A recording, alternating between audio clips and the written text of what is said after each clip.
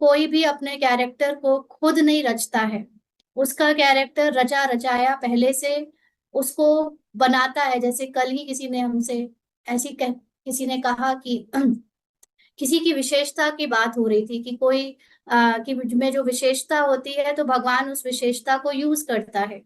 तो वास्तव में ये सच नहीं है। किसी में विशेषता होती है और फिर भगवान यूज करता है, ऐसा नहीं है।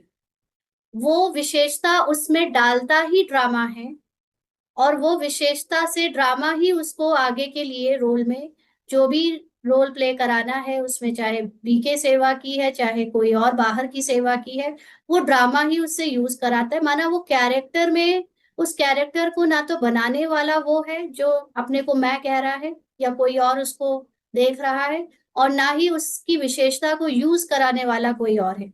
ड्रामा ने ही तुम्हें रचा है और तुमसे काम करा रहा है, और तुम भी कौन हो? तुम जब तक अपने को वो कैरेक्टर समझ रहे हो तब तक ये कहते हो कि मेरी विशेषता। अदरवाइज आत्मा के रूप में तो तुम हमेशा से थे, हो और रहोगे।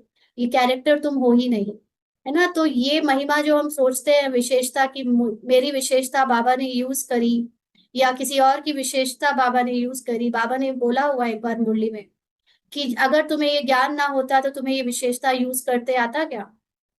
तो आप खुद ही ड्रामा की क्रिएशन हो। ये कैरेक्टर जो आप बनकर बैठे हो, सुन रहे हो या सुनाते हो, ये खुद ही ड्रामा की क्रिएशन है। तो आपकी विशेषता कहाँ से हुई? आपको ही ड्रामा ने रचा है ना? तो हम उसको कैसे कह सकते हैं मेरी विशेषता बाबा यूज करता है? अरे विशेषता ही बाबा ने दी है या ड्रामा ने दी है। तो इसीलिए उसको मेरी कहना भी एक ईगो है। तो बाबा ने कहा कि महिमा योग तो सिर्फ एक ही है, वो ये, और वो है ये ज्ञान। बाबा मतलब ज्ञान।